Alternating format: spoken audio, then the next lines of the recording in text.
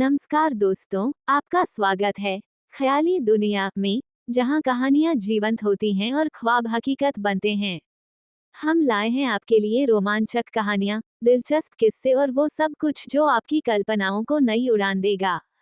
तो चलिए इस सफर की शुरुआत करते हैं और खो जाते हैं ख्याली दुनिया की रहस्यमय गलियों में। इस चैनल पर प्रस्तुत सभी कहानियां, पात्र और घटनाएं काल्पनिक हैं। इनका किसी भी व्यक्ति, घटना या स्थान से कोई संबंध केवल संयोग हो सकता है। हमारा उद्देश्य सिर्फ और सिर्फ आपका मनोरंजन करना है। चैप्टर 31 प्रिटी लेडी, क्या मैं आपको पसंद हूँ। यहाँ स्कूल डॉक्टर ऑफिस में अमन आलस से अपनी किताब लिए खिड़की के पास बैठा उसे पढ़ रहा था। करण अमन के सामने बैठा उसे ही देख रहा था। इस वक्त करण के माथे पर पट्टी बंधी हुई थी, उसके हाथ में भी बैंडेज बंधा हुआ था। करण ने अमन को देखते हुए कहा, मास्टर अमन, इस बार मुझे किसने किडनैप किया था। करण का सवाल सुन अमन ने अपनी आंखें बिना किताब से हटाए और बिना उसकी तरफ देखे अपनी चार्मिंग आवाज में आलस से कहा, ये सवाल तुम्हें कुणाल से पूछना चाहिए। अमन का जवाब सुन करण हैरान हो गया और उसने नए समझी से कहा, कुणाल, पर उसे इन सब के बारे में कैसे पता होगा। करण का सवाल सुन अमन ने इस बार उसकी तरफ आलस से अपनी वॉलेट आंखों से देखा और कुछ सोचकर बोला, कुणाल का पूरा नाम क्या है। अमन का सवाल सुन करण ने बिना ज्यादा कुछ सोचे कहा, कुणाल जय सिंह। करण के कुणाल का जब पूरा नाम कहा तो उसके दिमाग में न्यूज़पेपर की कुछ हेडलाइंस आई, कुछ पिक्चर्स और करण का चेहरा फीका पड़ गया। जय सिंह मुंबई की ही नहीं बल्कि इंडिया की ही नामी फैमिली थी, और इंडिया में ही नहीं बल्कि पूरे विश्व स्तर पर भी उन्हें सब जानते थे। और ऐसा क्यों? तो जय सिंह भारत की सबसे स्ट्रॉन्ग पॉलिटिकल पार्टी की फाउंडर ही नहीं बल्कि इंडिया पर रूल करने वाली कर्ट पॉलिटिकल पार्टी भी थी। इस वक्त पावर स्ट्रक्चर इंडिया का काफी कॉम्प्लिकेटेड था, क्योंकि पावर किसी के हाथ में था तो पैसा किसी और के। लेकिन इन सब में चार फैमिलीज का पावर डिवीजन काफी क्लियर था, जैसे कि सिंघानिया फैमिली जो कि क्राइम फील्ड में थी और उनकी फैमिली के ज्यादातर मेंबर्स पुलिस और आर्मी से जुड़े हुए थे। दत्ता फैमिली जिनका पावर कंट्रोल साइंस रिसर्च के फील्ड में था। जय सिंह फैमिली जिनका कंट्रोल पूरे पॉलिटिक्स में था लेकिन उनके ओपोजिशन भी थे। और लास्ट में लेकिन सबसे पहले नंबर पर आने वाले फैमिली सिंह ठाकुर फैमिली जिनका कंट्रोल सिर्फ पैसे पर ही नहीं बल्कि अंडरवर्ल्ड, बिजनेस, पॉलिटिक्स और रोबोटिक्स में था। लेकिन अगर कहे कि सिर्फ यही चार फैमिलीज ही टॉप थी और पूरे इंडिया के पावर स्ट्रक्चर को कंट्रोल करती थी तो ये गलत था, क्योंकि इसके बाद भी काफी फैमिलीज थी जिनके पास बहुत पावर था, लेकिन इन चार फैमिली का पावर कोई नहीं हिला सकता था। करण ने अमन को कुछ देर देखा और फिर अंदर आते हुए कुणाल को देख बोला, इस बार मुझ पर क्यों हमला हुआ। कुणाल ने करण का सवाल सुना तो उसका नॉर्मल फनी हंसता मुस्कुराता चेहरा जो हमेशा अच्छे मूड में दिखाता था वो सीरियस हुआ। उसकी भूरी आंखें थोड़ी गहरी हो गई और उसके होठों पर एक स्मित छा गया। और कुणाल डॉक्टर सीट पर बैठते हुए बेफिक्री से बोला, मेरे साथ रहने के सिर्फ फायदे ही चाहिए क्या करण बाबू। कुणाल जय सिंह वैसे तो पेशे से एक डॉक्टर है, लेकिन मुंबई के उन बड़ी फैमिलीज में किसे नहीं पता कि कुणाल जय सिंह एक डेविल है। अमन सिंह ठाकुर का दोस्त होना कोई आम बात नहीं, क्योंकि अमन सिंह ठाकुर को बेवकूफों से दोस्ती करने में कोई दिलचस्पी नहीं है। और आगे कोई अमन सिंह ठाकुर का बेस्ट फ्रेंड बन जाते तो इसी बात से उसकी अहमियत पता चल जाती है। कुणाल जय सिंह ना ही सिर्फ वो जय सिंह परिवार का अगला मुखिया है और आगे जाकर उनकी पार्टी को संभालने वाला उनका वारिस, बल्कि एक डेविल भी है। लोगों को अक्सर लगता है कि अमीर और नामी परिवार में पैदा होना काफी अच्छा होता होगा, लेकिन ऐसा कुणाल के लिए कभी नहीं था। जब कुणाल 4 साल का था तब उसके दादा ने उसे मिलिट्री में फेंक दिया और 10 साल मिलिट्री में बिताने के बाद और अपनी पढ़ाई पूरी करने के आने के बाद कुणाल को 2 साल के लिए जय सिंह फैमिली के फैमिली ट्रेनिंग और वारिश की ट्रेनिंग लेने के लिए उसे अमेज़न के जंगल में छोड़ दिया गया और वहां से कुणाल अकेले जिंदा निकला और फिर उसके बाद उसने भी अमन को ज्वाइन किया। अमन के पापा कभी भी उसे फोर्स नहीं करते थे, वो आजाद पंछी था, या कहे छोड़ दिया गया जानवर। तो वही कुणाल का परिवार उसे कभी नहीं अकेला छोड़ना चाहता था, उसे हमेशा कैद में परिवार के उसूलों पर चलना पड़ता था। तो जब आजादी की चाह रखने वाला कुणाल अपने परिवार से जुड़ने की चाह रखने वाले अमन से मिला तो दोनों की जम गई और दोनों बेस्ट फ्रेंड बन गए और इसी बीच वो सबसे मिला। कुणाल जय सिंह परिवार का अगला हेड था, तो उसके ऊपर काफी जिम्मेदारियां थी और साथ में ही खतरे भी। और ऐसे ही एक अटैक का शिकार गलती से करण बन गया। करण भी कुणाल की बात समझ गया और कुणाल को देखते हुए बोला, तो क्या पता लगा कि कौन थे वो लोग। ये सुन कुणाल ने अपने पैरों को टेबल पर एक के ऊपर एक करके रखा और पानी का ग्लास उठाते हुए बोला, अभी पता चल जाएगा।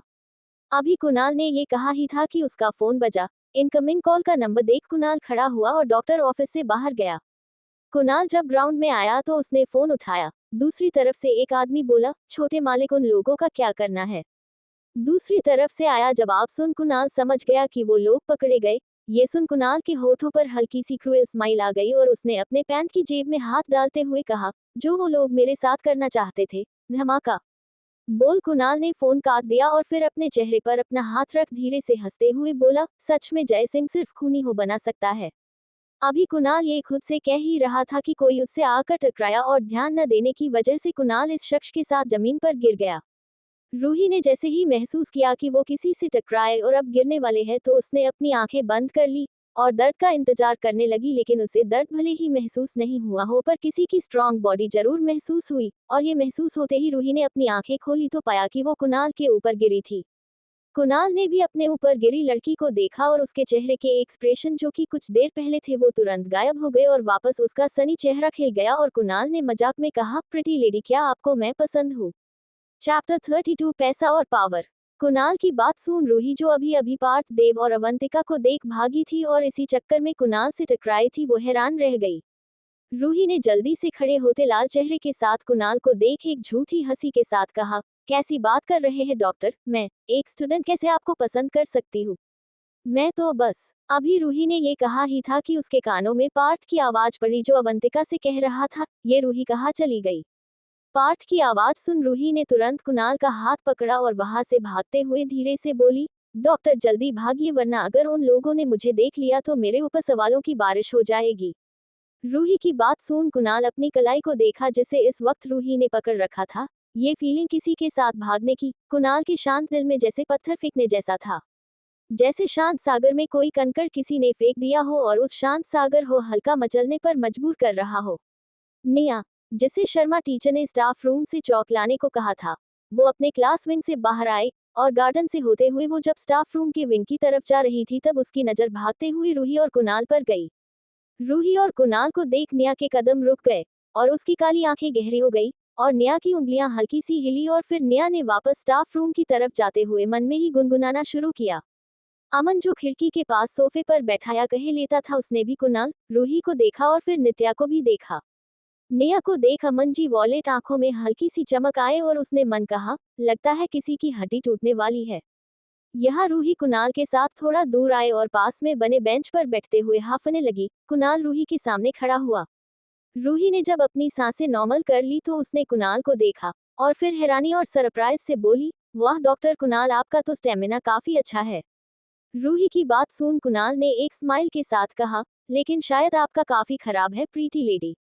कुणाल की बता पर रूही ने अपना सर हाँ में हिलाया और बोली, हाँ क्योंकि मेरी बॉडी बचपन से ही वीक थी और इसी वजह से मैं ज्यादा भाग दौड़ नहीं कर पाती। बोलते हुए रूही की आंखें अचानक से चमकी और वो बोली, लेकिन आपको पता है निया का स्टेमिना बहुत अच्छा है, आप कभी उसके साथ फाइट करना, वो पक्का आपको हरा देगी। बोलते हुए रूही खड़ी हुई और आगे कुणाल को देखते हुए बोली, निया वो बस थोड़ी मूडी है और उसका टेम्पर थोड़ा बेकार है, लेकिन उसका दिल वो बहुत साफ है। मुझे पता है आपकी डॉक्टर अमन की और निया की थोड़ी दोस्ती हो गई है तो मैं बस आपसे एक रिक्वेस्ट करना चाहती हूँ। बोलते हुए रूही ने कुणाल को साफ आंखों के साथ देखा। रूही को इस वक्त देख या कहे उसका बिहेवियर देख कुणाल काफी सरप्राइज था, क्योंकि उस दिन ये लड़की जो आज मैच्योर बात कर रही थी वो किसी बच्ची की तरह ड्रामा कर रही थी और निया के सामने तो ये बिल्कुल उसकी छोटी बहन की तरफ बिहेव कर रही थी। लेकिन आज सोचते हुए कुणाल ने हाँ में सर हिलाया तो रूही बोली, आप और डॉक्टर अमन उसका ख्याल रखिएगा, वो हमारे परिवार में सिर्फ नाना और पापा के करीब है, हमारा रिश्ता भी जल्द ही सुधरा है। निया को मोस्ट ऑफ द टाइम कोई समझता ही नहीं है और उसका कोई भी दोस्त नहीं है, ना ही स्कूल में ना बाहर। हाँ शायद कुछ लोग उसके दोस्त हैं लेकिन मैं उन्हें नहीं जानती। मैं बस आपको और डॉक्टर अमन को जानती हूँ, आप दोनों अच्छे इंसान लगते हैं, तो मेरी बहन का ख्याल रखिएगा। बोल रूही झुककर कुणाल को थैंक्स कहा और वहां से चली गई। जाती हुई रूही को देख कुणाल बेंच पर बैठा और फिर अपने पॉकेट से सिगरेट निकाल उसे जलाया। कुणाल को सच में नहीं लगा था कि बच्चों जैसी दिखने वाले और बिहेव करने वाले रूही इतनी मैच्योर थी, और ना ही उसे ये लगा था कि कोई उसे और मास्टर अमन को अच्छा इंसान कहेगा। अच्छा इंसान। आज पैसे और पावर की दुनिया में अच्छाई जैसा कुछ नहीं है। एक मिडिल क्लास फैमिली से लेकर एक हाई क्लास फैमिली तक सब पैसे और पावर की लालच में अच्छाई भूल चुके हैं, और इसका एक बड़ा एग्जाम्पल केस 101 था जिसके पीछे ना ही सिर्फ सिंघानिया परिवार पड़ा है लेकिन और भी कई लोग हैं जो उस केस में इन्वॉल्व है, लेकिन पैसे और पावर की वजह से ही तो केस 101 आज तक किसी के सामने नहीं आया। कुणाल अभी आराम से अपना सिगरेट पी रहा था कि तभी किसी ने उसके गर्दन पर मरना चाहा, लेकिन कुणाल ने उस अटैक को डोज किया और खड़ा हुआ। लेकिन तभी किसी ने उसके पैर की तरफ अटैक किया, लेकिन इस बार भी कुणाल ने डोज कर लिया। लेकिन तभी किसी ने उसके पेट पर अटैक किया और फिर कुणाल ने डोज किया, लेकिन इस बार वो डोज नहीं कर पाया। जब निया ने उसके पैर पर अटैक किया और फिर उसके कंधे को पकड़ उसे उठाकर अपने शोल्डर से जमीन पर फेंका और उसके मुंह पर अटैक किया। लेकिन निया ने अपने अटैक को जब उसका मुक्का कुणाल के मुंह पर पड़ने ही वाला था तब रोक लिया और कुणाल को देखते हुए एक स्मिर के साथ बोली, स्टे अवे फ्रॉम हर, उससे दूर रहो। निया की आवाज और उसकी बात सुन कुणाल ने अपनी आंख खोली और अपने ऊपर झुकी निया को देख कुणाल ने अपनी फ्रैंक आवाज में कहा, निया क्या बात कर रहे हो, मैं किसके करीब हूँ? कुणाल की बता सुन निया ने कुणाल को अपनी होठों को दबाकर देखा।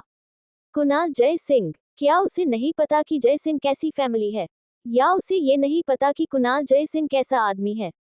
एक हैकर होने की वजह से और एसजी का कोर मेंबर होने के नाते और 3.5 साल पहले हुए उस इंसिडेंट के बाद निया को अच्छे से पता था कि मुंबई में कैसे लोग रहते थे, क्योंकि अगर ऐसा नहीं होता तो केस 101 सॉल्व करने के लिए इलीगल मेथड का इस्तेमाल नहीं हुआ होता।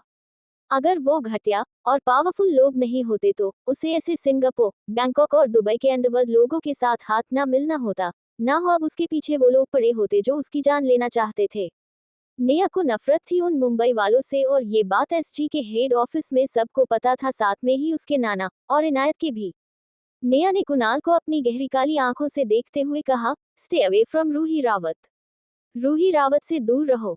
Chapter 33 double faced master Aman. Niya की बात सुन और उसके चेहरे का एक्सप्रेशन देख कुणाल ने धीरे से हंसते हुए कहा, निया क्या यार, तुम तो मेरी बहन हो, और रूही वो तुम्हारी प्रिटी सी बहन मुझसे बस टकरा गई थी, कुछ बच्चे उसके पीछे पड़े थे बस और कुछ नहीं। कुणाल सच में निया को काफी पसंद करता था। निया का बेफिक्र अंदाज, उसका वो आलसी सा चेहरा, परेशान होने पर चिड़चिड़ा हो जाना, कुणाल को निया में कभी कभी अपना अक्स दिखता था। लेकिन उसे निया की पर्सनैलिटी बहुत पसंद थी, किसी से नहीं डरना। और अब जब उसने 2 दिन पहले करण को बचाया था तो कुणाल के ऊपर निया का एक कर्ज रह गया था, इसीलिए कुणाल अभी भी हंसकर निया से बात कर ले रहा था। कुणाल की बात सुन निया उसके ऊपर से हटी और चौक का डब्बा लेकर वहां से जाने लगी। तभी कुणाल के चेहरे पर एक शरारती मुस्कान छा गई और उसने कुछ दूर स्कूल डॉक्टर ऑफिस की तरफ देखा, जहां खिड़की के पास बैठा अमन जाती हुई निया की तरफ देख रहा था। ये देख कुणाल उठकर बैठा और निया को बुलाते हुए बोला, छोटू, वैसे मास्टर अमन ने तुम्हें 3 दिन पहले कुछ होमवर्क दिया था ना, तो आज स्कूल के बाद आकर उन्हें सारा काम दिखा देना। कुणाल की बात सुन निया जो आराम से जा रही थी वो अपने पैरों में ही उलझने लगी, लेकिन उसने खुद को संभाला और फिर मुड़कर कुणाल को स्पीचलेस होकर देखा। क्या कुणाल उससे अभी पीटने का बदला ले रहा था? शायद हाँ। कुणाल की हंसी देख नित्या ने एक बार डॉक्टर्स ऑफिस की तरफ देखा और खिड़की के बस बैठे अमन को देख निया ने अपने होठों को दबा लिया और वहां से जल्दी से जाने लगी। यहाँ क्लासरूम में नित्या जब क्लास में आई तब पूरी क्लास शांति से अपने किताब में देख रहे थी। निया ने एक बार क्लास को देखा, फिर अपनी ठंडी आवाज में बोली, मे आई कम इन सर। टीचर शर्मा ने निया की आवाज सुन उसकी तरफ देखा और अचानक से मुस्कुराए और ताली बजाते हुए बोले, आइए मिस निया, आपको आने में कोई दिक्कत तो नहीं हुई ना? रास्ते में आपकी सवारी किसी से टकराई तो नहीं ना? टीचर शर्मा की बात सुन निया ने सोचा और फिर अंदर आते हुए बोली, नहीं, बस एक पागल मिल गया था तो उसे ही सबक सिखा रही थी। निया का जवाब सुन टीचर शर्मा का चेहरा गुस्से से लाल हो गया और क्लास के सभी बच्चे निया को एडमिरेशन से देने लगे। शिवांग ने निया को देखते हुए कहा, दैट्स माय बॉस, ये मेरी बॉस है। लेकिन टीचर शर्मा ने निया को घूरते हुए कहा, निया रावत। 5 मिनट बाद निया आराम से अपना बैग और अपना स्टडी मटेरियल लेकर स्कूल डॉक्टर ऑफिस में आई। कुणाल जो सोफे पर लेट अमन से कंप्लेन कर रहा था, मास्टर अमन, निया ने क्या तगड़ा मारा है, दिखती तो कितनी पतली सी है लेकिन जान कितनी है उसमें। ओरी बाबा, क्या मारा है? कुणाल दूसरे सोफे पर लिटा अभी चिल्ला ही रहा था कि निकिता डॉक्टर ऑफिस के अंदर आई। किसी के आने की आहट सुन अमन, कुणाल और वेद तीनों ने उस तरफ देखा तो नित्या को पाया। करण जा चुका था, क्योंकि उसे अभी भी कुछ काम था तो वो इस वक्त यहाँ नहीं था। निया को ऑफिस के अंदर देख वेद जल्दी से खड़ा हुआ और उसके लिए पानी निकाला, और कुणाल ने हैरानी से निया से पूछा, तुम इतने जल्दी क्यों आ गई? इस पर निया ने अंदर आते हुए कहा, मेरे टीचर ने मुझे क्लास से निकल दिया। निया की बात पर अमन के होठों पर हल्की मुस्कान आ गई और वो बैठा, फिर निया की तरफ देख अपनी शांत और आलस भरी आवाज में बोला, इधर बैठ जाओ। अमन की आवाज सुन निया उसकी तरफ देखा, फिर अपने होठों को गीला कर अमन के पास गई और उसके सोफे पर बैठते हुए अपनी ठंडे और शांत आवाज में बोली, थैंक्स। इस पर अमन ने कुछ नहीं कहा बल्कि उसके बुक्स को देख बोला, अब तक 3 चैप्टर्स हो जाने चाहिए थे सारे सब्जेक्ट्स के। अमन की बात सुन निया ने अपने होठों को दबाया और एक कॉपी अमन की तरफ खिसकाई और चिड़चिड़ाहट के साथ बोली, सिर्फ इंग्लिश, बायोलॉजी और केमिस्ट्री के का किया है।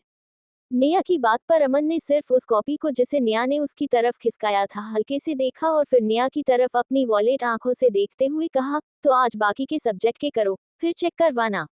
अमन की बात सुन निया ने कुछ नहीं कहा और कॉपी को अपनी तरफ कर वापस उसके नोट्स को खोल पढ़ने लगी।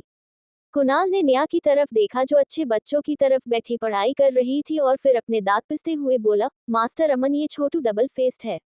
इसने मुझे पीटा। अभी कुणाल से बोलते हुए अपना हाथ उठा जी रहा था कि उसके मुंह से दर्द से एक कराह निकली और वो बोला, आह मास्टर अमन ये छोटू आपके सामने बस अच्छा बच्चा बन रही है। कुणाल के ये कहने पर साइड में खड़े वेद ने अपनी आंखें रोल की। वेद के दिल में निया के लिए इज्जत 2 दिन पहले हुए उस इंसिडेंट के बाद बढ़ गई थी और इतने दिन साथ में रहने के बाद वो समझ गया था कि मास्टर अमन बायसे थे मिस निया की तरफ तो वो शांति से साइड में खड़ा रहा। कुणाल की बात सुन निया और अमन दोनों ने उसकी तरफ देखा। जहां निया के आंखों में चिड़चिड़ाहट बढ़ गई थी तो अमन ने आलस से कहा, वो अभी पढ़ रही है। बोल अमन ने निया की तरफ देखा जो कुणाल को सके रही थी और बोला, और तुम अपना काम करो। अमन की बात सुन निया ने वापस पढ़ना शुरू कर दिया और मन में सोचा, अंडरस्कोर शायद मुझे कुणाल के मुंह पर वो गुस्सा मार ही देना चाहिए था। बेहरा कुणाल। अमन की बात सुन उसने मन में सोचा, नहीं सिर्फ निया ही डबल फेस्ड नहीं है मास्टर अमन भी डबल फेस्ड है। मम्मा मेरे कैसे दोस्त है, एक मरता है तो दूसरा उसे सपोर्ट करता है। उई बाबा कितनी जोर का पटका था। कुणाल का बना हुआ चेहरा देख अमन के होठों पर हल्की मुस्कान आ गई और उसने खड़े होते हुए कहा, इस बार फंडिंग के लिए 50 मिलियन मेरी तरफ से। बोल कुणाल स्टडी में अपना लैपटॉप लेने चला गया। लेकिन यहाँ कुणाल जो सोफे पर मन में अमन को कोस रहा था वो हैरानी में सोफे से गिर गया और उसकी आंखें बड़ी बड़ी हो गई। क्योंकि किसी को पता हो या ना हो पर उसे पता था कि मास्टर अमन कितने बड़े कंजूस है, लेकिन उन्होंने उसे फ्री में 50 मिलियन देने का वादा कर दिया। वाह क्या बात है। साइड में खड़े वेद की भी आंखें बड़ी हो गई। क्या मास्टर अमन मिस निया के लिए 50 मिलियन देने एक तैयार थे। इधर सोफे पर अपने प्रॉब्लम सॉल्व कर रहे निया की आंखें भी हल्की कांपी और उसकी पकड़ उसके पेन पर मजबूत हो गई और निया के कान ऊपर से हल्के लाल हो गए। यह स्टडी में अमन ने अपन लैपटॉप उठाया ही था कि उसका फोन बजा। अमन ने नंबर देख कॉल पिक किया तो दूसरी तरफ से एक आदमी ने कहा, सेकंड मास्टर सिंह मिस निया पर उस दिन सिंगापुर के कुमार फैमिली ने अटैक करवाया था। करंटली सिंगापुर काफी हिला हुआ है क्योंकि शायद वो केस 101 से जुड़े हुए हैं और उस केस से रिलेटेड एक हैकर मिसिंग है और इसी वजह से कुमार फैमिली भी पता नहीं कहाँ गायब हो गई है। उस आदमी की पूरी बात सुनने के बाद अमन की वॉलेट आंखें हल्की गहरी हो गई और उसने कुछ सोचा फिर अपने होठों को हल्का गीला कर बोला, आगे पता करने की जरूरत नहीं, बस कुमार फैमिली कहाँ है वो पता करो। बोल अमन ने फोन काट दिया। इधर दिल्ली के एक पोश एरिया में विजय कुमार का के पास एक मैसेज आया, कोई तुम्हारे पीछे पड़ा है, अभी कहीं सेफ प्लेस पर रहो। चैप्टर 34 क्या बुलाओ। अमन ने अपने फोन को अपने पॉकेट में रखा और लैपटॉप लेकर बाहर आया। वेद ने अमन को लैपटॉप के साथ देखा तो उसे कुछ याद आया और वो भी स्टडी से अपना लैपटॉप लाया और एक फाइल खोल वो कुछ देर हिचकिचाया क्योंकि निया भी यही थी, लेकिन करण को बचाने वालों बात को सोच वेद ने आखिर अमन से बोल ही दिया, मास्टर अमन इस कोड को डिकोड कैसे करूं समझ में नहीं आ रहा, मैं 2 दिन से ट्राई कर रहा हूं लेकिन कुछ नहीं हुआ। वेद की बात सुन अमन ने उसकी तरफ आलस से देखा और फिर निया के बगल में बैठते हुए टेबल पर अपने पैर रखते हुए आलस से बोला, शिवांग किस लिए है। अमन की बता सुन वेद ने तुरंत अपना फोन निकाला और शिवांग को कॉल किया। करीबन 5 घंटे बजने के बाद शिवांग ने फोन उठाया और रुड आवाज में बोला, क्या चाहिए अब। शिवांग का जवाब सुन वेद ने कहा, कुछ कोड्स है जिनको डिकोड करना है। वेद का जवाब सुन शिवांग अपनी सीट से खड़ा हुआ और गौरव से बोला, गौरव मुझे कुछ काम है तो मैं जा रहा हूँ, तू टीचर्स को संभाल लेना। बोल शिवांग वहां से अपना बैग लेकर चला गया। शिवांग के जाने के बाद गौरव ने अपना सर हिलाया तो रश्मि जो गौरव के बगल में बैठी थी उसने जाते हुए शिवांग को देखते हुए अपनी मुट्ठी हल्की दबाई और फिर गौरव से बोली, गौरव ये शिवांग कहाँ जा रहा है। रश्मि का सवाल सुन गौरवा जो एक जापानीज बुक पढ़ रहा था वो पन्ने पलटते हुए रुका, फिर वापस नॉर्मल होते हुए बिना रश्मि किन तरफ देखे बोला, मुझे नहीं पता। गौरव की बात सुन रश्मि ने कुछ सोचा और फिर रिलैक्स होकर बैठते हुए बोली, अच्छा वैसे गौरव तुम्हारी फैमिली क्या करती है। रश्मि का सवाल सुन गौरव ने लापरवाही से कहा, दवाई बेचती है। गौरव का जवाब सुन रश्मि ने मन में सोचा, शायद गौरव की फैमिली केमिस्ट का काम करती है। सोचते हुए रश्मि ने कहा, अच्छा इस पर गौरव ने कोई जवाब नहीं दिया, तो रेहानी आगे बोली, वैसे मेरे पापा एक बिजनेसमैन है, हम जल्द ही यहाँ शिफ्ट हुए हैं तो अभी वो हमारे बिजनेस का एक ब्रांच यहाँ सेट करने में बिजी है। वैसे तुम्हें पता है अवंतिका के पापा और नित्या के पापा मेरे पापा के दोस्त है। रश्मि की लगातार बातें अब गौरव को इरिटेट करने लगी थी। अगर शिवांग अभी यहाँ होता तो वो गौरव की सिकुड़ी आंखों को देख ये बात समझ जाता, लेकिन रश्मि ये बात नहीं समझ पाई। लेकिन रश्मि के मुंह से नित्या का नाम सुन गौरव की आंखों के सामने उस हंसती हुई लड़की का चेहरा आ गया, और उसने अपनी किताब बंद की और खड़ा होते हुए बोला, मैं आता हूँ टीचर, आए तो बता देना कि मैं वॉशरूम गया था। बोल गौरव वहां से चला गया, और जाते हुए गौरव को सके रश्मि की आंखें हल्की डार्क होने लगी। यहाँ डॉक्टर्स ऑफिस में कुणाल गेम खेल रहा था, वेद शिवान के साथ काम कर रहा था, अमन भी अपना कुछ काम कर रहा था, और इन सब के बीच नित्या ही थी जो पढ़ रही थी। नेहा, जिसको अब डॉक्टर्स ऑफिस में आए 3 घंटे हो गए थे, जिसकी अब सारी क्लासेस भी स्कूल में खत्म हो चुकी थी, वो अब करीबन 3 घंटे से पढ़ते हुए इम्पेशेंट होने लगी और उसने अपनी किताब को बंद कर दिया। किताब बंद करते वक्त ज्यादा फोर्स लगाने से जोर की आवाज हुई और सभी नेहा की तरफ देखने लगे। शिवांग ने नेहा की तरफ देखते हुए कहा, बॉस आपका पेशेंस आखिर खत्म हुआ। मैंने तो कब से वेद से कहा था कि आप 3 घंटे से ज्यादा देर तक पढ़ नहीं सकती। वेद, चलो अब मेरे पैसे मुझे ट्रांसफर करो। शिवांग की बात सुन वेद ने नेहा की तरफ अपने होठों के दबाकर देखा, फिर अमन की तरफ। अमन जो पहले आराम से अपना काम कर रहा था और अब नेहा की तरफ देख रहा था, उसने वेद के हेल्प की गुहार को अनसुना किया और नेहा को अपनी वॉलेट आंखों से देखते हुए आलस से बोला, क्या हुआ। अमन का सवाल सुन नेहा ने अमन को अपनी काली आंखों से घूरा और फिर अपनी साफ आवाज में धीरे से बोली, भूख लगी है। नेहा का जवाब सुन कुणाल ने भी अंगड़ाई लेते हुए कहा, बात तो सही है मास्टर अमन, मुझे भी भूख लगी है, तो क्या कुछ ऑर्डर करे।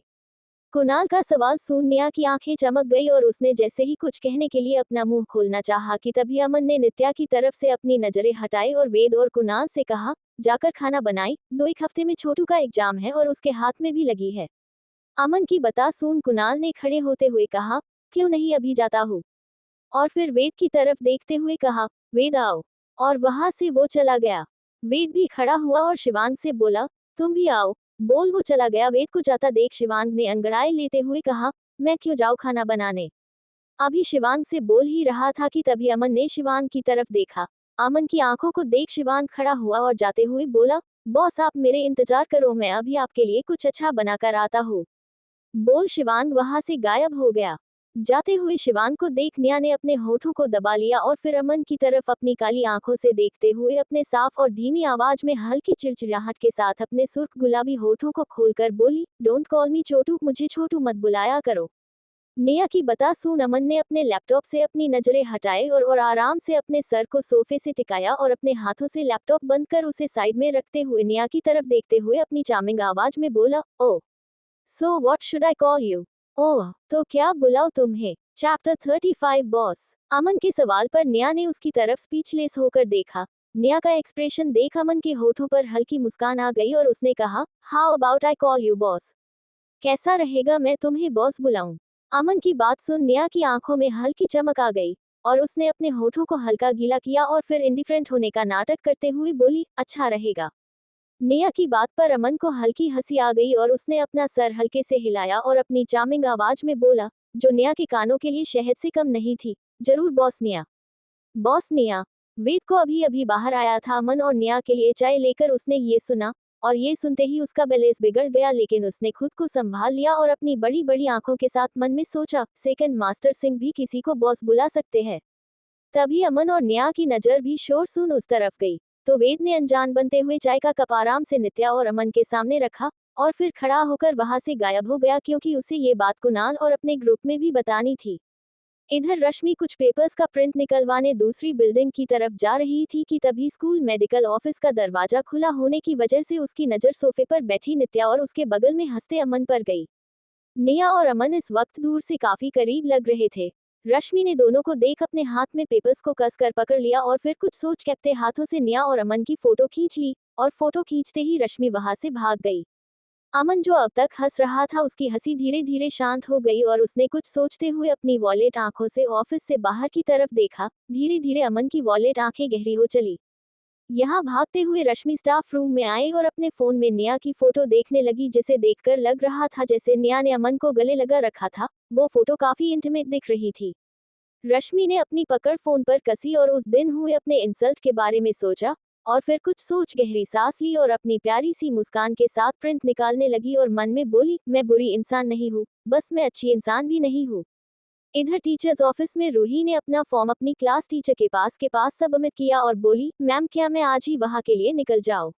रूही की बात सुन उसकी टीचर ने फॉर्म की तरफ देखते हुए कहा, तुम आज ही यूरोप जा सकती हो, लेकिन कुछ दिनों तक प्रोसेस चलेगा तो स्कूल तुम एक हफ्ते बाद ही अटेंड कर पाओगी। लेकिन रूही, कहते हुए टीचर ने रूही की तरफ देखा और बोली, क्या तुम्हें मिड टर्म एग्जाम नहीं देने? टीचर की बता सुन रूही ने ना में सर हिलाया और बोली, नहीं मेरे पास फर्स्ट टर्म पास करने के लिए इनफ पॉइंट्स है तो मैं ये एग्जाम स्किप करूंगी, और आपकी हेल्प के लिए थैंक्स टीचर। बोल रूही क्लास से निकल गई और फिर अपना स्कूल बैग लेकर वो स्कूल के बाहर आए और टैक्सी में बैठ ड्राइवर से बोली, Delhi international airport. Delhi international school के अलग रूल्स और रेगुलेशंस थे, जैसे कि अगर किसी को मिड टर्म एग्जाम नहीं देना तो वो उसे स्किप कर सकता है, लेकिन उसके लिए उसके पास परफॉर्मिंग पॉइंट्स जो कि रोज होमवर्क करने पर, टाइम से क्लास में आने पर, डेली क्लास अटेंड करने पर, हर मंथली एग्जाम में क्लास में टॉप करने पर, हर वीकली टेस्ट में टॉप करने पर और स्कूल के डिफरेंट इवेंट्स में पार्टिसिपेट करके प्राइज जीतने पर मिलते हैं। और क्योंकि रूही एक स्ट्रेट A+ स्टूडेंट थी तो उसके पास काफी पॉइंट्स थे। रूही की टैक्सी करीबन 1 घंटे के सफर के बाद दिल्ली इंटरनेशनल एयरपोर्ट पर पहुंची। रूही ने टैक्सी का किराया दिया और फिर अंदर जाकर अपनी टिकट बुक की। अभी फ्लाइट में 1 घंटा था तो रूही कुछ देर के लिए वेटिंग एरिया में वेट करने लगी। सीट पर बैठे बैठे रूही को नींद आने लगी और वो सिर पर ही सो गई। तुम अपनी बहन जैसी ही हो, मुझे तुम्हें बचाना ही नहीं चाहिए था। तुम्हें रश्मि ने कितना सपोर्ट किया, तुम्हें प्यार दिया, तुम्हें उस तुम्हारी पागल सन की बहन के चंगुल से 13 साल बाद बाहर निकाला और तुमने रश्मि को मारना चाहा। क्यों? मेरा नाम रश्मि विजय कुमार है। तुम्हारी वो पागल बहन मर चुकी है।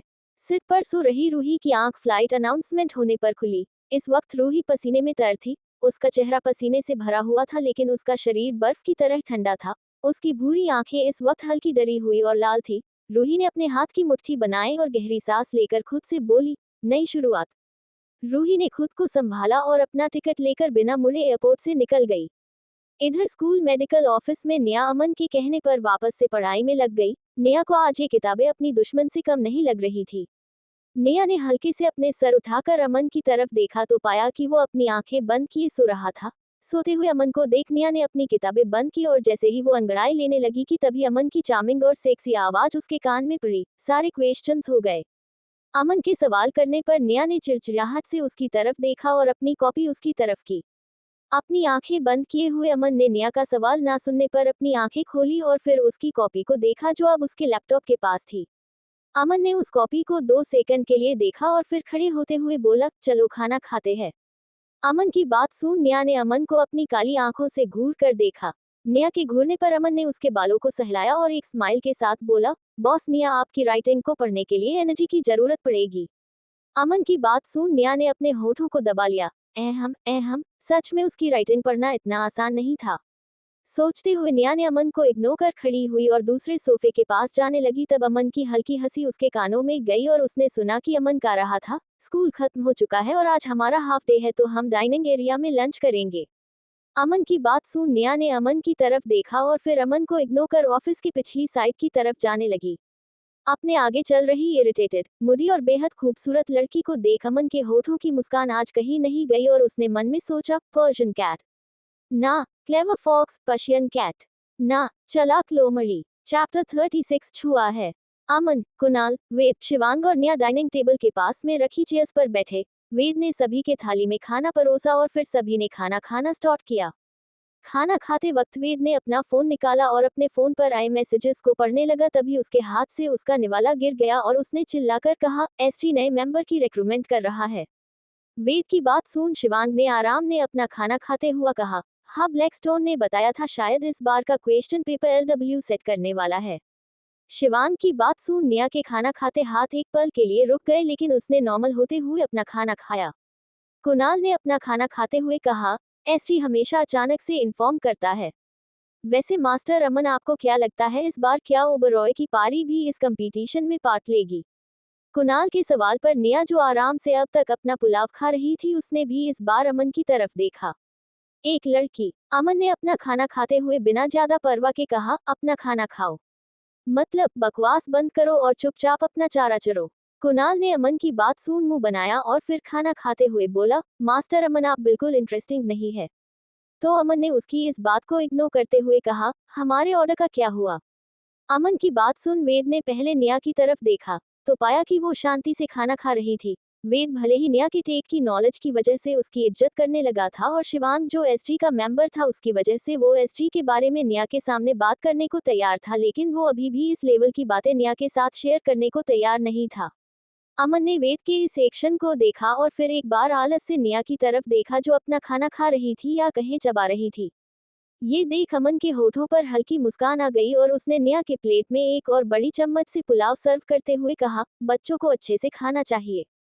अमन की बात सुन शिवांग और कुणाल को हंसी आ गई और वेद के चेहरे पर भी मुस्कान छा गई, लेकिन निया, जो सबकी मुस्कान की वजह थी, उसके होठ दब गए और उसने स्पीचलेस होकर अमन को देखा, फिर अपने प्लेट को, जो दोबारा भर गई थी। निया का एक्सप्रेशन देख शिवांग ने हंसते हुए कहा, बॉस, अगर इनायत ने आपकी शक्ल देखी होती ना तो वो पक्का अपना पेट दबाकर हंसती। कुणाल ने भी निया से कहा, निया तुम कितनी क्यूट हो, क्या मैं भी तुम्हें एक चम्मच खाना सर्व करूं? निया ने दोनों कुणाल और शिवांग को एक बार अपनी खूबसूरत काली चिड़चिड़ी आंखों से देखा और फिर अमन को एक नजर देख अपना खाना खाते हुए बोली, शट अप, चुप रहो। निया की बता पर अमन के होठों की मुस्कान थोड़ी और बढ़ गई।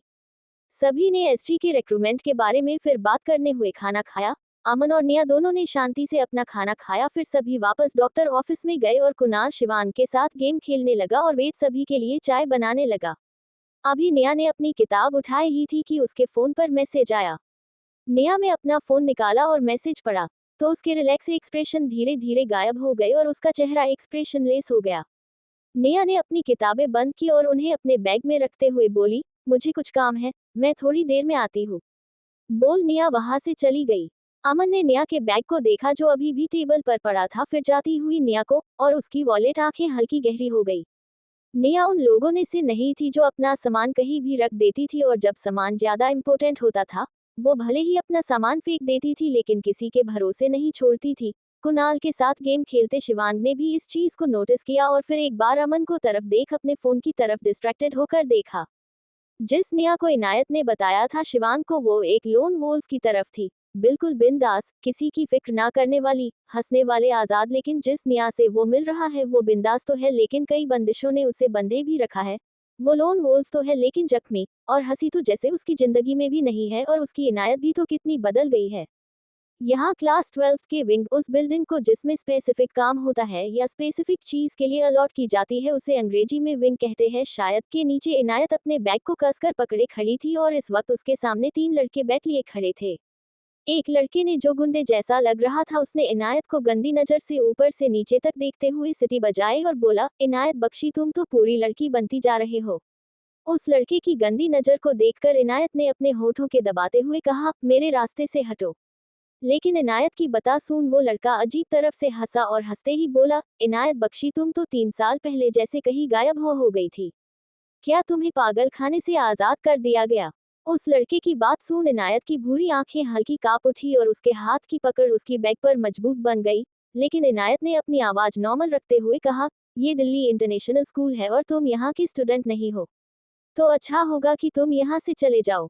इनायत की बात सुन वो लड़का और उसके साथी जोर जोर से हंसने लगे और उस लड़के ने कहा, चिंता मत करो, भले ही ये हमारा स्कूल नहीं, लेकिन हमें कुछ नहीं होगा, लेकिन तुम्हें कौन बचाएगा?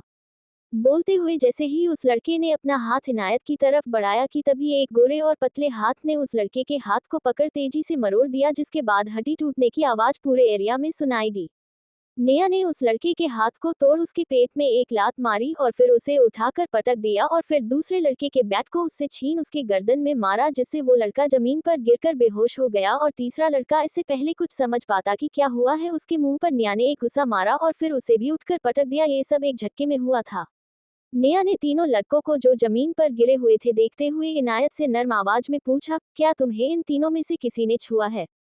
चैप्टर 37, मैं टॉप करूंगी। निया का सवाल सुन इनायत ने हल्के से अपना सर ना में हिलाया, तो निया ने उसकी तरफ देख एक गहरी सांस ली और उसके कंधे पर अपना सर रखकर खड़ी हो गई।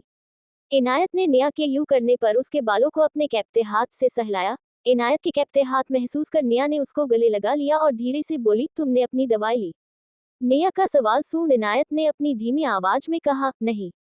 ये सुन निया ने अपनी आंखें बंद किए हुए पूछा, क्यों? तो इनायत कुछ नहीं बोली। इनायत को कुछ ना बोलता सुन नित्या उससे थोड़ा दूर हुई और इनायत को देखते हुए बोली, जाकर स्कूल मेडिकल ऑफिस से दवाई ले लो, मैं आती हूँ। निया की बात सुन इनायत ने अपने होठों को हल्का गीला किया और बोली, तुम्हें इन सब के चक्कर में नहीं पड़ना चाहिए। इनायत की बात सुन निया ने उसके बाजू को पकड़ उसे जाने का रास्ता दिखाया और बोली, अब जाओ। निया की बात सुन इनायत ने कुछ नहीं कहा और वहां से चली गई। जाती हुई इनायत को देख निया की अब तक अशांत आंखें शांत थी।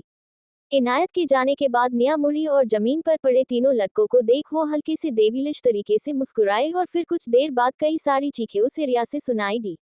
अभी निया ने उन तीनों लड़कों को साफ अहम अहम यानी अच्छे से समझाया ही था कि उसका फोन एक बार फिर बजा। निया ने अपना फोन निकाला तो इनकमिंग कॉल में निशा जी का नाम दिखा। निशा जी का नाम देख निया का खराब मूड थोड़ा और खराब हुआ और उसने बिना कॉल उठाए फोन वापस अपने पॉकेट में रख दिया। लेकिन 3 बार और कॉल आने के बाद निया की चौथी बार कॉल पिक कर लिया। तो दूसरी तरफ से निशा जी ने बिना निया को कुछ कहने के मौका दिए कहा, जल्द से जल्द घर आओ। बोल निशा जी ने फोन काट दिया और निया का चेहरा एक्सप्रेशनलेस हो गया। रावत मेंशन, विशाल जी निशा जी के कॉल करके बुलाने पर जल्द से जल्द घर आए तो उन्होंने देखा कि घर पूरा बिखरा हुआ था और निशा जी गुस्से से आग बबूला हुए बैठी थी। विशाल जी ने अपनी टाई को ढीली करते हुए कहा, निशा क्या हुआ? तो निशा जी कुछ नहीं बोली। तभी निया भी मेंशन में आए और किसी के आने की आहट सुन निशा जी ने अपना सर उठाकर देखा और निया को देखते ही वो खड़ी हो गई और बिना कुछ बोले निया की तरफ तेजी से बढ़ी और उसके गाल पर एक चाटा खींचकर मारा। चट! पूरे शांत विला में उस चाटे की आवाज जोर से गूंजी और वो एक चाटा विशाल जी के कान में 5 बार बजा। निया का गाल चाटे की फोर्स की वजह से दूसरी तरफ मुड़ गया था। निया ने हल्के से पाने होठों के कोने में आए खून को अपनी लंबी उंगली से पोंछा और फिर निशा जी की तरफ आलस से देखा।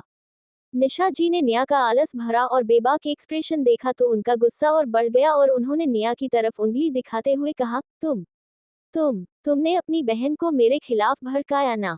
निशा जी की बात सुन विशाल जी भी जैसे किसी शौक से बाहर निकले हो और उन्होंने निशा जी की तरफ आकर उनको देखते हुए कहा, निशा हुआ क्या? पहले बात तो बताओ। विशाल जी की बात सुन निशा जी ने निया की तरफ उंगली दिखाते हुए कहा, इसने तुम्हारी प्यारी पागल बेटी ने मेरी रूही को यूरोप भेजने के लिए भड़काया। और तो और मेरे खिलाफ जाना, मुझ पर सवाल उठाना और मेरे अंदर गलतियां गिनाना भी सिखा दिया। निशा जी की बात सुन विशाल जी ने निशा जी को कंफ्यूजन में देखते हुए कहा, आखिर हुआ क्या है, साफ साफ बताओ। तो निशा ने रोते हुए कहा, मैंने रूही को कॉल किया था कि वो घर कब आ रही है। तो उसने कहा कि वो यूरोप के लिए निकल गई है और वहाँ एक्सचेंज स्टूडेंट प्रोग्राम का एक पार्ट बनकर वहीं पढ़ेगी और वहीं से अपनी आगे की पढ़ाई भी करेगी। मैंने जब उससे वापस आने को कहा तो उसने मुझसे कहा कि उसे नहीं आना, उसे यहाँ घुटन होती है और जब मैंने उसे थोड़ा डांटा तो उसने कहा कि मैं एक अच्छी माँ नहीं, ना ही निया के लिए ना ही उसके लिए, मैं सेल्फिश हूँ। विशाल वो ऐसा कैसे कह सकती है? निशा की बात सुन नित्या और विशाल जी दोनों थोड़े हैरान रह गए क्योंकि चाहे कुछ भी कहो रूही निशा से बहुत प्यार करती थी और उसकी 100 बुराई पर भी उसे अच्छा मानती थी, तो उसने ऐसा कुछ कहा। ये सोच निया को हंसी आ गई और उसने हंसते हुए अपनी चार्मिंग आवाज में थोड़े राउडीपन के साथ कहा, चलो। उसकी आंख तो खुली। निया की बात सुन विशाल ने निया को बेबस होकर देखा और निशा जी ने घूर कर तो निया ने आराम से लैंप टेबल के पास रखे पानी के जग को उठाया और ग्लास में पानी डालते हुए बोली, मिसेज निशा रावत, आपको क्या लगता है आप कोई भगवान है जिससे सब डरते रहने चाहिए? आपकी वो रूही आपसे ज्यादा समझदार है और मेरी बहन है, ये बात उसने आपको आईना दिखाकर साबित कर दिया। आपके पति आपके नखरे, गुस्सा, दोगलापन बर्दाश्त कर सकते हैं लेकिन आपके बच्चे इस बात के पाबंद नहीं। मैं तो एक अच्छी बेटी नहीं, ये बात हम सबको पता है, लेकिन आप एक अच्छी माँ नहीं, ये बात अब सबको पता चल गई। कांग्रेट्स। बोलते हुए निया ने पानी का ग्लास उठाकर पिया और फिर आगे बोली, आखिर एक पागल बेटी की माँ भी तो पागल होती है जिससे उसकी बेटी को वसीहत में पागलपन मिलता है। अच्छा, अब अगर ड्रामा खत्म हो गया हो तो मैं चलती हूँ, मेरे एग्जाम्स है, मुझे पढ़ना है। बोल निया वहां से जाने लगी तो निशा ने गुस्से से कहा, हाँ, तुम और पढ़ाई, हमेशा एक नंबर से पास होने वाले बच्चे भी पढ़ाई करते हैं, क्या मजाक है? निशा जी की बात सुन निया ने निशा जी को एक बार मुड़कर देखा और फिर एक अमीर के साथ बोली, इस बार मैं टॉप करूंगी तो आप मुझे आज के बाद कभी कॉल मत करना। बोल निया बिना निशा जी का इंतजार करे वहां से चली गई। और जाती हुई निया को देख निशा जी ने आग बबूला होते हुए कहा, विशाल देखो उसे, कैसी बन गई है वो। तो विशाल जी ने अपना सर मसलते हुए निशा जी को शांत किया और गहरी सांस लेते हुए मन में बोले, व्हाट अ मेस। 38 अभी मैं गरीब हूँ। इनायत धीरे धीरे चलते हुए मेडिकल ऑफिस की तरफ जाने लगी। इस वक्त में जून चल रहा था, सूरज जमकर गर्मी बढ़ा रहा था, लेकिन हल्की हल्की ठंडी हवा बच्चों के शरीर में राहत भरने का काम कर रही थी। इनायत चलते चलते धीरे धीरे रुक गई और रुककर एक जगह खड़ी हो गई। दिल्ली इंटरनेशनल स्कूल में हर तरह के पेड़ पौधे सबको मिल जाएंगे, और इस वक्त जहां इनायत खड़ी थी वहां पर भी लाल पत्तों और पीले पत्तों के पेड़ थे। तेज हवा के झोंके से पेड़ से सूखे पत्ते नीचे टूटकर गिर रहे थे और इस वक्त ये दृश्य दिल को शांत कर देने वाला था। इनायत ने अपना सर उठाकर आसमान में देखा और फिर अपना बैग छोड़ दिया और उसे अपने कंधे से नीचे गिरने दिया। इसके बाद इनायत भी नीचे घास में सीधे गिर गई और आसमान में देखने लगी। आज कितने दिनों, महीनों, सालों बाद उसका दिल शांत महसूस कर रहा था। शायद ये बात इनायत भूल गई थी, लेकिन उसे ये अजीब सी शांति, एक जगह रुक जाना पसंद आ रहा था। इनायत ने आसमान में देखते हुए धीरे धीरे अपनी आंखें बंद कर ली और हालिया हवा के आने से, धूप की रोशनी और पत्तों की सरसराहट की आवाज सुनते सुनते इनायत सो गई। शिवांग जो कुणाल को बाय बोल और इसके साथ अपना लास्ट गेम खेलकर वेद से कल मिलने का बोल बाहर आया था और कैंटीन की तरफ जा रहा था, उसने इनायत को जमीन पर सोता पाया।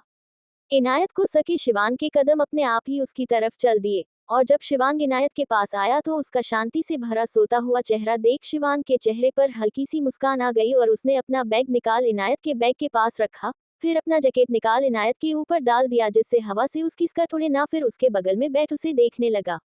शिवांग को नहीं पता था कि कितने समय बाद वो इनायत को शांत देख रहा है, लेकिन उसे ये शांति पसंद थी जो इनायत को सुकून देती थी। आज मानो ये दोपहर इनायत और शिवांग दोनों के लिए ही रुक गई हो।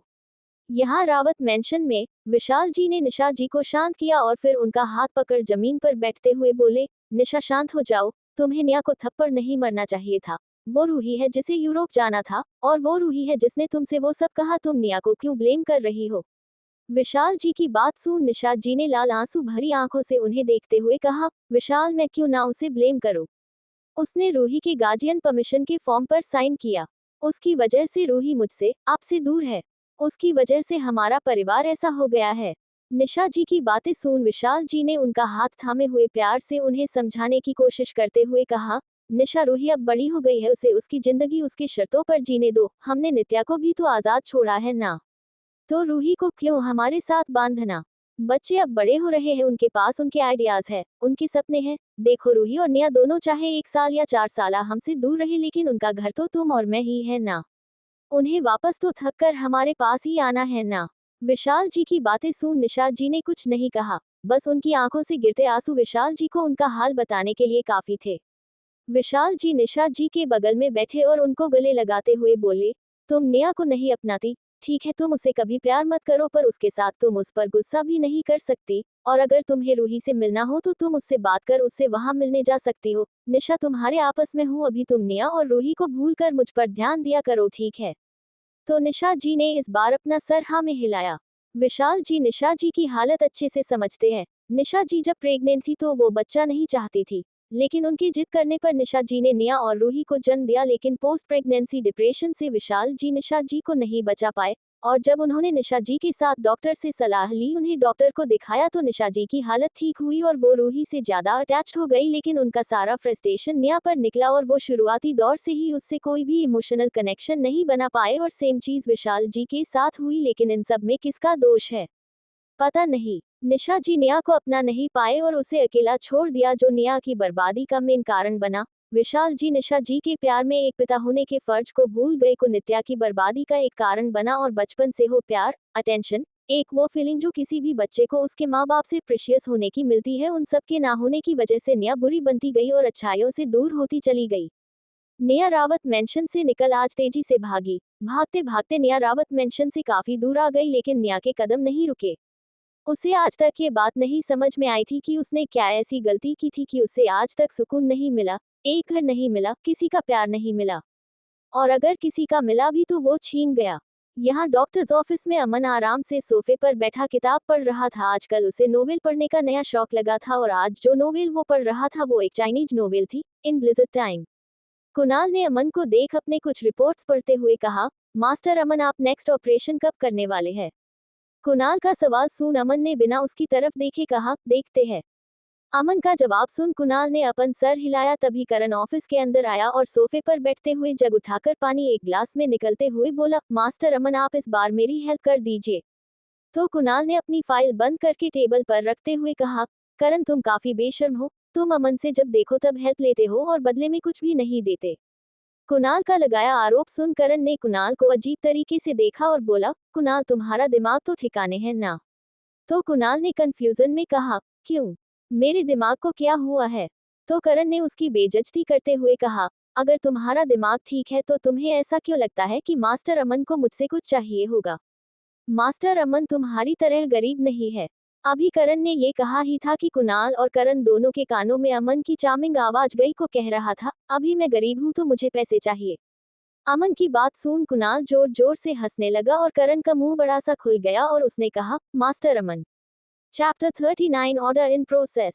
नेहा अपने हॉस्टल के रूम में आए और दरवाजा बंद कर सीधे बिस्तर पर जाकर लेट गई। कुछ देर लेटे रहने के बाद नेहा उठी और अपना फोन चार्जिंग में लगा वो वॉशरूम में गई और फ्रेश अप होकर एक बाथ लिया, फिर बाथरूम से बाहर आए और बिस्तर पर बैठते हुए अपने बालों को टॉवल से पोंछा, फिर अपना लैपटॉप स्टडी टेबल के ड्रॉर से निकाला और उसको ऑन किया, फिर अपना फोन उठाकर कुछ कोड्स डाला और एक वेबसाइट या कहे चैट बॉक्स खुला जिसके सबसे ऊपर एक प्राइवेट नंबर से मैसेज आया था। नेहा ने उस चैट बॉक्स को खोला और मैसेज रीड किया तो पाया कि उसमें लिखा था, are you serious about that order? If you are then accept it and I inform them. क्या तुम उस काम को सच में करना चाहती हो? अगर हाँ तो मैं उन्हें बता देता हूँ।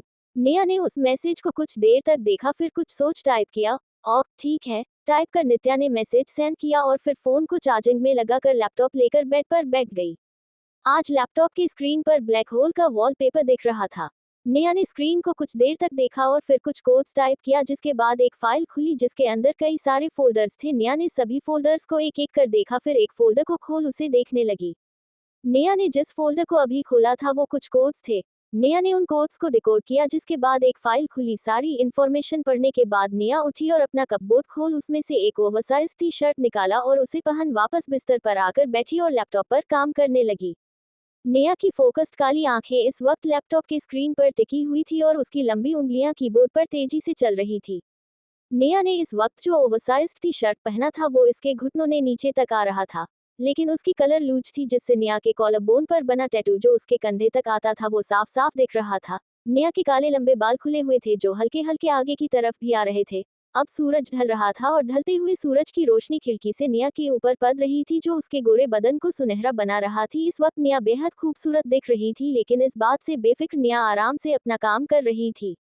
धीरे धीरे धूप ढलने लगी और चांद आसमान में दिखने लगा। हल्के हल्के सितारे भी आकर चमकने लगे और आसमान संतरी हो गया और लाल होते हुए धीरे धीरे वापस नीला और फिर घर नीला होता चला गया और रात हो गई। गार्डन में इनायत को देखते देखते सो चुकी शिवांग की आंख खुली तो अब आसमान गहरा नीला हो चुका था। आसमान में चांद और सितारे आ चुके थे और ठंडी ठंडी हवा चल रही थी। हर जगह लगे लाइट्स जल चुकी थी। शिवांग ने सोती इनायत को देखा जो अब उसके जैकेट में सिकुड़ कर सो रही थी। सोती हुई इनायत को देख शिवांग के हैंडसम चेहरे पर हल्की मुस्कान आ गई और वो खड़ा हुआ, फिर अपना और इनायत का बाग टांग झूल कर धीरे से बोला, सॉरी बोल। उसने इनायत को अपनी गोद में संभाल कर उठाया और उसके हॉस्टल रूम की तरफ दबे कदमों से सभी से बचकर उसे उसके हॉस्टल रूम तक लेकर आया और फिर दरवाजे पर हल्के से पैर से धक्का मारा तो एक लड़की ने दरवाजा खोला जो इनायत की रूममेट थी। वो लड़की शिवांग और इनायत को देख हैरान रह गई तो शिवांग ने धीरे से उसे चुप रहने के लिए कहा और उसे कमरे में लेकर आया तो उसकी रूममेट ने इनायत के बिस्तर की तरफ इशारा किया तो शिवांग ने उसे बिस्तर पर संभाल कर लिटाया और फिर उसके जूते निकाल उसे उसका कंबल उठाया और उसके बेड के पर्दे को खोल जूतों को उसके बेड के पास रखा और उसके बैग को बेड के हैंगर में टांग दिया और फिर उसकी रूममेट को बाहर आने का इशारा किया तो इनायत की रूममेट कमरे से बाहर आई। शिवांग ने अपने बालों में अपने हाथ डालकर धीरे से इनायत की रूममेट से बोला, वो इनायत गार्डन में सो रही थी तो मैं उसे यहाँ ले आया। वो अगर तुमसे कल पूछी तो उसे प्लीज मत बताना कि मैं उसे यहाँ लाया था, वो गुस्सा हो जाएगी। इनायत की रूममेट ने शिवांग की बात सुनी और फिर शिवांग के हल्के लाल कानों को देखा तो मुस्कुराते हुए बोली, ओके। तो शिवांग ने उसे थैंक्स बोला और वहां से चला गया। इनायत की रूममेट जब कमरे में आई तो उसने इनायत को बैठा हुआ पाया तो उसने उसे देखते हुए कहा, वो अच्छा लड़का है, तुम्हें उसे चांस देना चाहिए। तो इनायत ने खिड़की से बाहर देखते हुए धीरे से कहा, इसीलिए तो उसे चांस नहीं देना चाहती, वो अपनी जिंदगी मेरे चक्कर में खराब कर रहा है। इनायत की बात कर रावी को उसकी रूममेट थी, उसने स्टडी टेबल पर बैठते हुए कहा, इनायत तुम पास्ट के चक्कर में अपना प्रेजेंट और फ्यूचर सब खराब कर रही हो। रावी की बात सुन इनायत ने अपने घुटनों पर अपना सर रखते हुए बिना उसकी तरफ देखे कहा, वो मुझे अपनी जिम्मेदारी समझ अपनी जिंदगी खराब कर रहा है। हम सब अभी छोटे हैं, वो जब बड़ा होगा बाहर जाएगा, मुझसे अच्छी लड़कियों से मिलेगा तो वो खुद समझ जाएगा। इनायत की बात पर रावी ने हंसते हुए कहा, तब तो तुम उसे बिल्कुल नहीं जानती, तुम्हें पता है उसके कान लाल थे, वो बेचारा तुम्हें कितने संभाल कर लाया तुम्हें पता भी है। वो तुम्हें कांच की गुड़िया की तरह ट्रीट कर रहा था। उसने तुम्हें बिस्तर पर लिटाया, तुम्हारे जूते निकाले, तुम्हें कंबल तक उठाया और फिर तुम्हारे बेड के पर्दे भी लगाया और तुम्हारे जूते को संभाल कर जमीन पर बेड के पास रखा, और इन सब के बीच तुम्हें पता है उसकी आंख कितनी नर्म थी? नहीं, तुम्हें नहीं पता क्योंकि तुम उसके एफर्ट्स को देखना नहीं चाहती। बोल रावी ने अपने डेस्क पर रखे अपने पेरेंट्स के फोटो को देखते हुए कहा, मेरे पापा मेरी मम्मी के चीजों को भी इतनी ही केयर और एफर्ट्स के साथ ट्रीट करते हैं। मेरी मम्मी भले ही अब इस दुनिया में नहीं, कर पापा रोज सुबह उठकर 2 कप चाय बनाते हैं और उनके हर चीज को इसी केयर से साफ करके संभाल कर रखते हैं। रावी की बात सुन इनायत ने कुछ नहीं कहा और आगे रावी ने भी कुछ नहीं कहा। यहाँ नेहा जो अपने कमरे में अब घंटों से काम में लगी हुई थी, वो आखिरकार बिस्तर से खड़ी हुई और अपने कमरे के मिनी फ्रिज से एक कोल्ड कॉफी का कैन निकाला और खिड़की के पास खड़ी होकर कॉफी पीने लगी। अभी नेहा कॉफी पी हो रही थी कि उसका फोन बजा। नेहा ने फोन चार्जिंग से निकाल कर देखा तो पाया उसके पापा का कॉल था। नेहा ने कुछ देर तक अपने पापा के नंबर को देखा, फिर कॉल पिक किया। कॉल पिक होते ही दूसरी तरफ से विशाल जी बोले, बच्चे कैसी है? नेहा ने विशाल जी के सवाल पर कुछ नहीं कहा, तो विशाल जी ने आगे कहा, तुम्हारी माँ ने आज कुछ ज्यादा ही कर दिया। तो नेहा इस बार फिर कुछ नहीं बोली। नेहा को कभी कभी अपने पापा को देख हैरानी होती थी कि कैसे वो निशा जी को उनके बुरे से बुरे बिहेवियर के बाद भी प्यार कर सकते थे। नेहा के कुछ ना बोलने पर विशाल जी ने गहरी सांस ली और आगे बोले, निशा दिल की बुरी नहीं है, वो बस समय के साथ आगे नहीं बढ़ पाई। वो जिंदगी के किसी एक पड़ाव पर रुक सी गई है, पर मैं एक बात पूरी कॉन्फिडेंस के साथ कह सकता हूँ कि वो मेरी जिंदगी में मैं अब तक जितने भी लोगों से मिला हूँ वो उन सब में से सबसे अच्छी है। विशाल जी के बार पर नेहा ने नकली हंसी हंसी, तो विशाल जी ने आगे इस बारे में कुछ नहीं कहा और आगे बोले, मैं निशा से जब मिला था तब वो बिल्कुल तुम्हारी जैसी थी, बिंदास, पर रूही की तरफ उसमें एक झिझक और शर्म भी थी। लेकिन उसने मुझे जब पहली बार देखा था तो उसने किसी की भी फिक्र किए बगैर मुझे प्रपोज किया था और बोली, I fell in love with you, I fell in love with you at first sight. वो निशा आज की तरह चिड़चिड़ी नहीं थी, वो बहुत अच्छी थी और तुम्हें पता है तब वो किसी को भी दुख में नहीं देख सकती थी।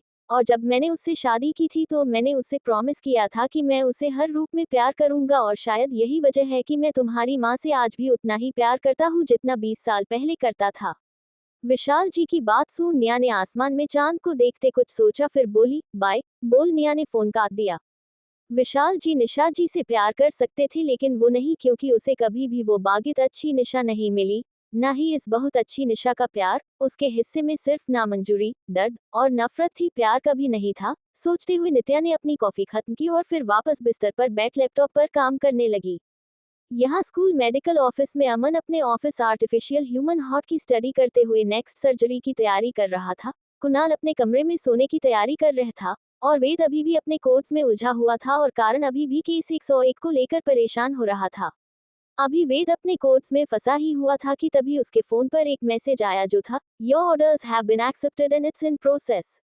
आपका काम ले लिया गया है और उस पर काम चल रहा है। ये मैसेज पढ़ते ही वेद का फोन उसके हाथ से गिर गया और वो एक्साइटेड होकर उठा और चिल्लाकर बोला, हमारा ऑर्डर एलडब्ल्यू ने एक्सेप्ट कर लिया है। वेद की आवाज इतनी तेज थी कि कुणाल जो अपने बेड पर चढ़ रहा था वो वेद की आवाज अचानक से सुन फिसल गया और जमीन पर गिर गया, जिसके बाद वो चिल्लाकर बोला, वेद सिंह। और यहाँ अमन की आंखों में वेद की बात सुन हल्की सी ग्लिंट दिखी और उसने अपना काम जारी रखा।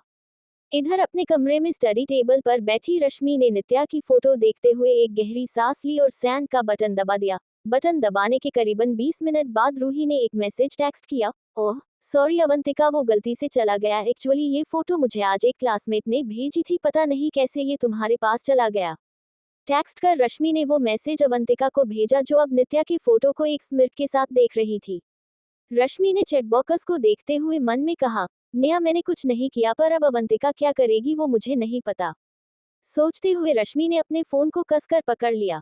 Chapter 40 rumour. क्योंकि आज संडे था तो स्कूल की छुट्टी थी, लेकिन क्योंकि 12th क्लास के बोर्ड्स थे तो उनकी एक्स्ट्रा क्लास थी। नेहा रात को 2 नींद की गोली खाकर सोई थी, लेकिन उसे फिर भी मुश्किल से ही नींद आई थी। तो नेहा का मूड आज खराब था। नेहा ने अपना बैग कमरे में ढूंढा पर उसे नहीं मिला। फिर उसे याद आया कि उसका बैग मेडिकल ऑफिस में था। तो नेहा अपने कमरे से निकल सीधे मेडिकल ऑफिस की तरफ चल दी। आजकल नेहा का खाना या तो उसने नाना के साथ या मेडिकल ऑफिस में होता था, तो नित्या अपना खाना खरीदना लगभग भूलने ही लगी थी। नेहा जब मेडिकल ऑफिस में आई तो कुणाल आज सीरियसली कुछ फाइल्स को पढ़ रहा था और वेद चाय बना रहा था और अमन अभी वहां नहीं था। नेहा को देख वेद ने आज बड़ी सी स्माइल के साथ उसका स्वागत करते हुए कहा, गुड मॉर्निंग मिस नित्या। नेहा ने वेद में चाहते हुए चेहरे को देखा और फिर धीरे से बोली, गुड मॉर्निंग। बोल नेहा ने चारों तरफ देखा तो उसे अमन कहीं नहीं दिखा। नेहा के चारों तरफ देखता पाकर वेद ने कहा, मिस नेहा मास्टर अमन अभी फ्रेशअप हो रहे हैं। वेद की बात सुन नेहा ने कुछ नहीं कहा और अपना बैग देखने लगी। तभी कुणाल ने फाइनली अपने फाइल से अपना सर उठाया और उस फाइल में कुछ लिखते हुए बोला, ओह नेहा गुड मॉर्निंग, तुमने नाश्ता किया? तो नेहा ने ना में सर हिलाया। तो कुणाल ने उस फाइल को बंद कर वेद से कहा, वेद इस फाइल को करण को दे देना और बोल देना को इसे उन्हें दे दे। तो वेद ने वो फाइल ले ली और उसे लेकर स्टडी में रखने चला गया। वेद को फाइल देने के बाद कुणाल खड़ा हुआ और अंगड़ाई लेते हुए बोला, नेहा क्या खाओगी? बताओ, आज मैं तुम्हारे लिए कुछ अच्छा सा बनाता हूँ। तो नेहा ने अपना बैग टेबल से उठाते हुए कहा, नहीं मुझे पढ़ना है, मेरी क्लास है। मैं कहते हुए नेहा की नजर आते हुए अमन पर गई, जो अपने शर्ट की बाजू फोल्ड कर रहा था और उसकी नजर कुछ सेकंड तक अमन पर टिकसी गई। खिड़की से आती रोशनी आते हुए अमन पर पड़ रही थी, जो उसे ड्रीमी सा बन रही थी, और मेडिकल ऑफिस बज रहे रेडियो पर बज रहा स्लो म्यूजिक अमन को और ड्रीमी बना रहा था। Bitter bitter sweet, bitter bitter sweet, finally then let me be your man. Neha को कुछ न बोलता देख कुणाल ने भी उस तरफ देखा जिस तरफ नेहा देख रही थी, और आते हुए अमन को सके कुणाल के होठों पर हल्की सी मुस्कान आ गई और उसने अपना गला साफ करने का नाटक करते हुए खासा तो नेहा होश में आए और उसने अपनी पलकें नीचे कर ली और अपना बैग टांगते हुए हड़बड़ाहट में वहां से बिना कुछ बोले निकल गई। अमन ने भी कुणाल के गला साफ करने पर अपना सर उठाकर उसकी तरफ देखा तो उसकी नजर हड़बड़ाई हुई जाती नित्या पर पड़ी। तो अमन ने कंफ्यूजन में कुणाल की तरफ देखा तो कुणाल ने ना में सर हिला दिया, जिस पर अमन ने उसके मुस्कान को देखा और फिर अपने दूसरे बाजू को फोल्ड करते हुए धीरे से बोला, न्यूयॉर्क के प्रोजेक्ट के बारे में सोचूंगा। अमन की बात सुन कुणाल ने सोफे पर बैठते हुए उसकी तरफ देखते हुए कहा, मास्टर अमन आप एक खरगोश को अट्रैक्ट कर रहे हो। कुणाल की बात सुन अमन ने उसकी तरफ कंफ्यूजन में देखा, फिर खिड़की के पास सोफे पर बैठते हुए खिड़की के बाहर देखा और जाती हुई नित्या को देख अमन के होठों पर हल्की सी मुस्कान आ गई और उसने कुछ नहीं कहा। यहाँ नेहा क्लास में आई तो उसे क्लास के बच्चे अजीब नजरों से देख रहे थे, लेकिन नेहा ने सभी के नजरों को इग्नोर किया और अपनी सीट पर आकर बैठी और अपनी बुक्स और नोटबुक निकाल पढ़ने की तैयारी करने लगी। तभी एक बच्ची उनकी क्लास में आए और बोली, नित्या तुम्हें टीचर शर्मा ने बुलाया है। उस बच्ची की बात सुन नेहा खड़ी हुई और क्लास से बाहर आई तो आते जाते हुए सभी बच्चे उसे अजीब नजरों से देख रहे थे, लेकिन नेहा ने इस बात को इग्नोर किया और टीचर्स ऑफिस की तरफ चल दी।